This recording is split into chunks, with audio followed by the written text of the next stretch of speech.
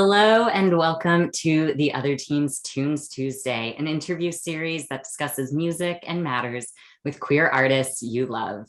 I'm your host, Maud Mosley. My pronouns are they, them, and joining me this week is Toronto-based multimedia artist, Miss Tea Party. Thank you so much for being here with me this week. Would you like to introduce yourself? Hello, everybody out there in the universe. My name is Dana McCollum, and my stage name is Miss Tea Party, and my pronouns are she, they, and I live at the moment in Toronto, and I'm so excited to be here and join you today. I'm so excited to have you here today. And I really specifically introduced you as a multimedia artist because I really think, your debut album, Old Fortress, that we'll really be speaking about today, highlights that fact so beautifully, from the instrumentals and poetic lyrics that run through it to, the sewn puppets and really mixed media art on the album cover. How did it feel to bring all those layers of your artistic practice together? It feels, it definitely was a journey of, um, I've always been the type of person where it's hard for me to stick to one thing because I'm a bit of an explorer and I just get excited about a lot of things. So I love dancing, I love singing, I love textiles. And so to be able to bring all of those mediums together on one focused project was a, a real treat for me. Mhm. I love that so much. And can I ask like a little bit more about like your inspiration for that album cover, like all the different mediums that you brought into it and really what you wanted to convey through that art? Because I think it was so beautifully done. Thank you so much. I had a vision of what this album cover had to be come to me, and it's funny because it actually took a lot of work because I made all of these dolls and it took a lot of time. And in some ways, there's a part of me that wished I could have just like taken a photo or like, because it was adding a lot to like, I was also working on like editing my music and things like this. So, but what I really wanted the album cover to portray was documenting sort of like a chapter in your life becoming like a fairy tale or like a folk tale, because you realize this album is about loved had and love lost, and I was going through a lot of loss in my life at the time and a lot of transition. And as the years kept going on and through my healing journey, the past, it like some people in my life who were no longer in my life, they were like a fairy tale in my mind because they're so prevalent in my memories and so prevalent in my journey and in my soul journey, but also not in my present moment. So it can almost feel very strange. Mhm. So I wanted the dolls to document that like freezing of time and that like, everyone's life kind of becomes a fairy tale full of journeys and adventures and heartache and loss and rebirth, and so that's what it yeah. Oh, I think that's so impactful. It makes me think of like the line or the idea that it's like we're all ghost stories at the end of the day. But I almost love this like reframing of that where it's like we're all fairy tales at the end of the day. All just fairy tales. Yeah. That's such a beautiful way to also just like move through like your current reality too. Oh my gosh. But yeah, speaking a little bit more about, the album itself and more of its, again, like that creative process that went into it. It was really put together in and across, various locations. So did you find the changes in your setting had an impact on the music as it came together? Yes, because it it makes me think of Bjork has an album that was like a breakup album, and I think it was I can't remember the exact name of the album. I just know that when she talks about the album, she talks about how the songs she was writing from like when the relationship, you're wondering if it's going to break up, or and then there's the songs where there is the breakup. um, and that's exactly how I felt in my journey of the album. You know, the first songs I wrote, um, so I should say like this is a breakup album, I always say, because it really is. There were other things going on in my life, but it Mhm. really was documenting that huge chapter in my life. And so the beginning songs, I was literally still in a relationship and like a little bit scared because I wasn't sure where it was going. And I was just in my bedroom in Toronto. And then I had moved to Newfoundland, and for a couple of years. And I wrote a good chunk of the song there as well. And at that time, those were the years that I was parting ways with this person. And this being in Newfoundland helped to give me that space away from like my familiar home in Toronto, um, to just to create, because I was so sad. But the fact that I was surrounded, like if you've ever been to Newfoundland, there's the ocean and like such beautiful nature, and I think that gave me the energy that even in that place of deep sadness, I was able to create. And then also, um, I had mentioned, you probably had read, and that's why you bring it up.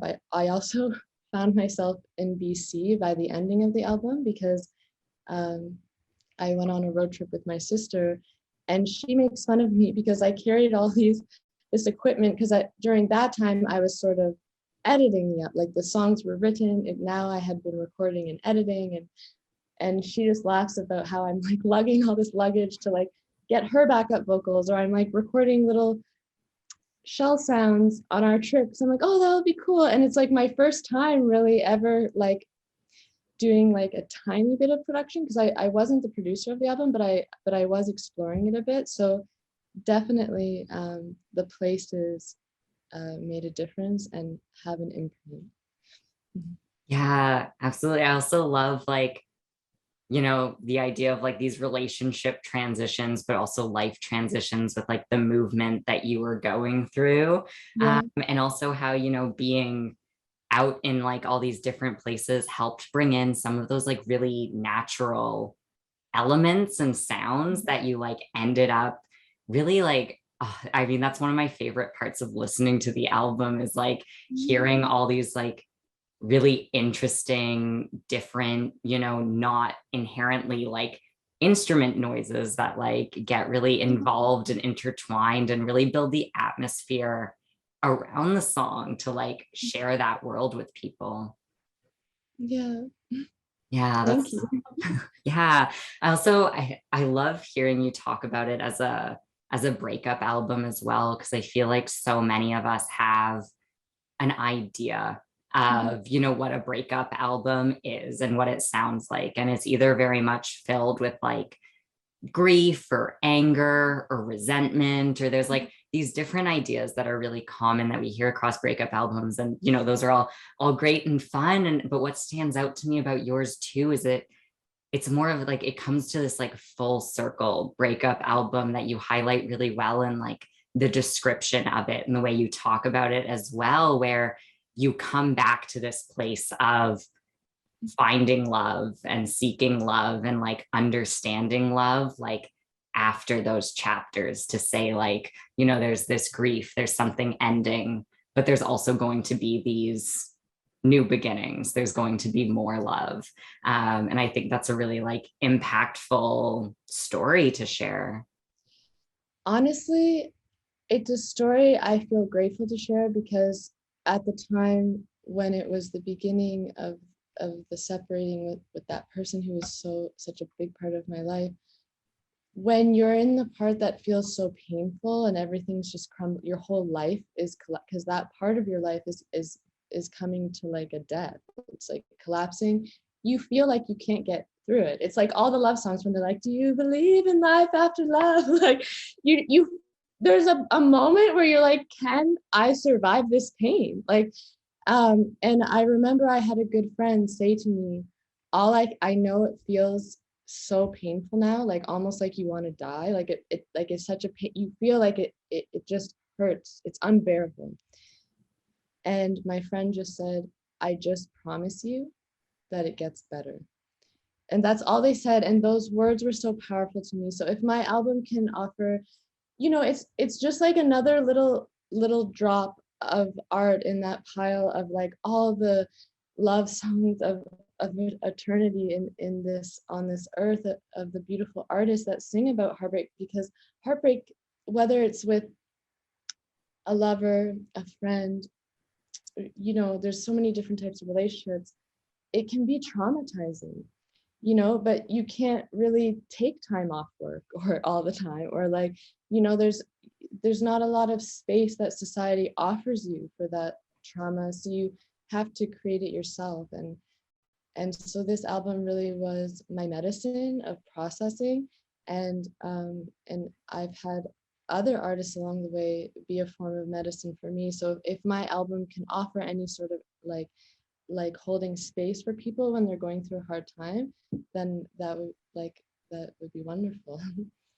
Yeah, I think that's so beautiful, just the way that the music like served you and also how you're hoping it is serving others. And I'm sure the way that it is serving others, even I'm certainly not moving through those spaces right now, but even listening to it, thinking about times before that I had existed in those spaces and being able to go back through that and like feel those things with you and also know that I'm seeing the other side of that now is so so so powerful. Thank you so much for sharing all that with the world and creating that for yourself.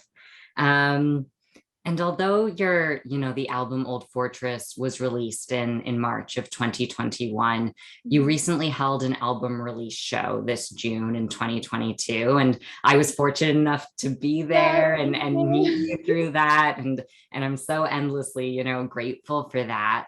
But for those who couldn't be there, could you share a bit more about the event? And as it took place in a park, could you speak to what it meant to bring community and music together in, a public space? Yeah, so I was working on recording and editing the album with Miel, who was also on this interview, which is really cool. Another artist, beautiful local artist, during the lockdown. And so a lot of the music and the finalizing it, and even when I was releasing it, there were those like waves of opening, but still we were kind of like in the lockdown and having waves of opening and closing. And like, I just never got to the point when I released in 2021 where I had like the energy or the space amidst all of that to hold space and put on a performance. And there was a lot of moments where it didn't feel comfortable or good timing, because of the world pandemic.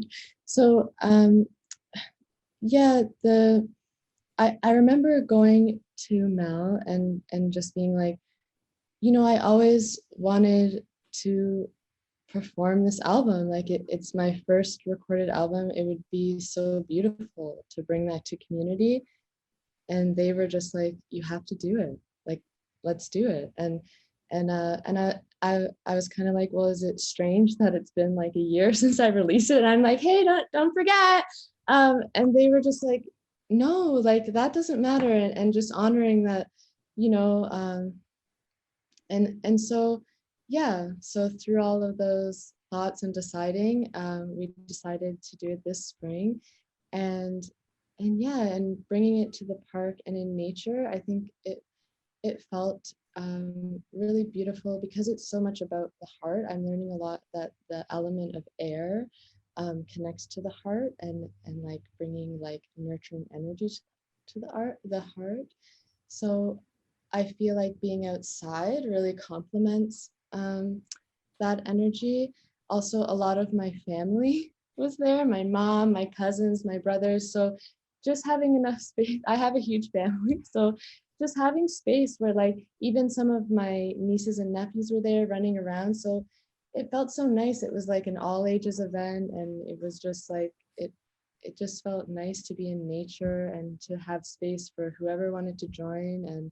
And it was free for anyone. Like if anyone was in the park, they could come, and it felt nice to hold space for the arts, and it felt very like accessible. And Yeah, absolutely. And I love that you were so affirmed to put it on even a year later, I know. that I'm like, we're doing this. that time, is essentially irrelevant because I mean there's so much that had to be like stepped away from or put on pause or couldn't happen for so many different reasons, whether it be like internal or external. So I'm so glad that like that didn't end up holding you back in the end, because it was such an honor to like share that with you and watch that happen. And it was so exciting that to see that Miel was a part of that as well, and was working on the album with you, because as you mentioned, another fantastic queer artist. I'll link their interview under the video as well. And I just love when like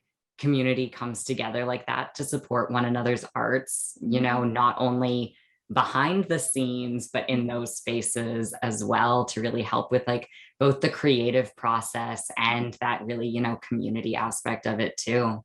Mhm.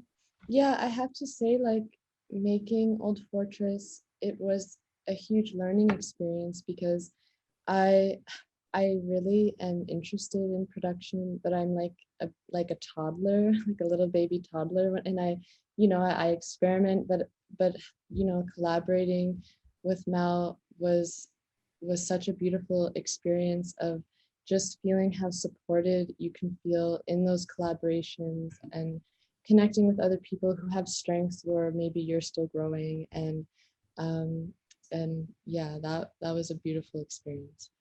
Yeah, for sure. I think that's one of the like truly incredible aspects of being able to work in community with one another, because there's, it's not necessarily just like working for each other in like a very traditional sense of that, but it's really learning from one Mhm. another so that it becomes more of this like process where we are skill sharing and really talking through things. And I feel like that can really come across even in the music itself as it shares, this was my intentions with it. And I was really able to talk through it and have that come out in the end by having those, more in-depth conversations when we work with somebody that we can build a closer relationship to.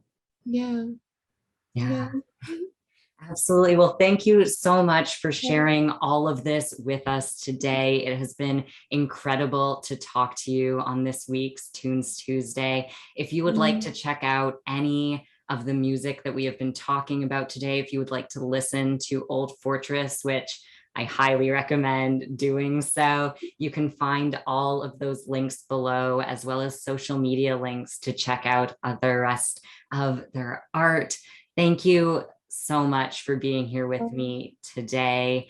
And Miss Tea Party will be playing us out. Yeah, and Mara, I just want to thank you. Thank you for this space that you hold for community, and especially for our queer community. I just think it's so beautiful, and I appreciate it so much. Thank you so much. It's not mine to see, it's not mine, it ain't mine to see, it ain't mine. Future be friendly sometimes, but it ain't mine.